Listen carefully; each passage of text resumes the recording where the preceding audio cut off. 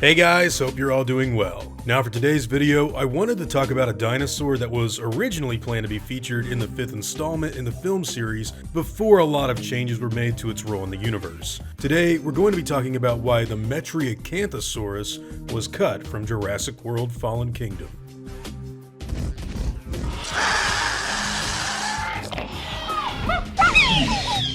So for those of you who are unaware, Metriacanthosaurus is a dinosaur that has actually been a part of the film continuity ever since the very beginning. Being listed as one of the embryos that Nedry steals in the original JP film, this medium-sized carnivorous animal happened to be noticeably absent from nearly every piece of adjacent Jurassic media. While it has played a bigger role in games and viral sites since its 2015 reintroduction, it's still yet to receive anything of a physical appearance in the film series itself.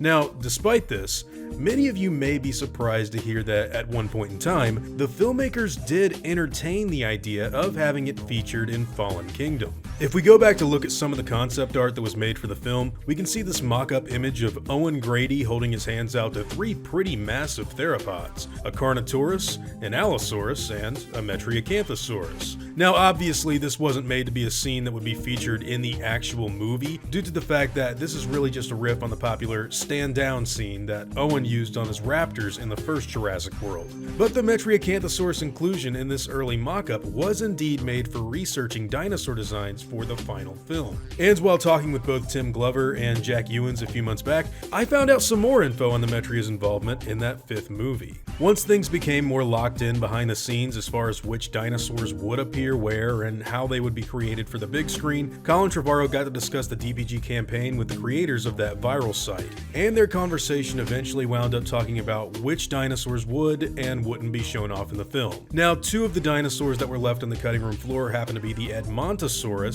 and the Metriacanthosaurus. And since neither of them wound up making the cut, the creators felt like the species would still serve a good use of urgency if they were to be written off as falling back into extinction during the time in between Jurassic World and Fallen Kingdom. So during the build-up to Fallen Kingdom, the DPG released a propaganda-style poster that was made to generate sympathy for the Isla Nublar dinosaurs. Now on this poster there happened to be a list of dinosaur names that were either printed in white or red lettering. Now, for a while, some people assumed that the red lettering was meant to show which dinosaurs had fallen back into extinction after everyone abandoned Isla Nublar in 2015. But this isn't necessarily the case. The only two species that actually died off in between films happen to be the ones that I mentioned earlier, and all of the other red names simply represented dinosaurs that had faced the most severe cruelty or suffering after they'd been abandoned in the past. And so, with the Metriacanthosaurus being left aside in favor of other similar-sized dinosaurs like the Allosaurus and Carnotaurus, the decision would ultimately be made to kill the animal off in order to help generate sympathy for the DPG. Unable to compete with the T.rex and other vast amounts of meat-eaters now on the island, the Metria sadly wound up being wiped out in a very short time span in 3 years. This is actually what's described as taking place in one of the articles on that website. But hey, despite all of this happening, that doesn't mean that we'll never get to see the Metriacanthosaurus in a movie.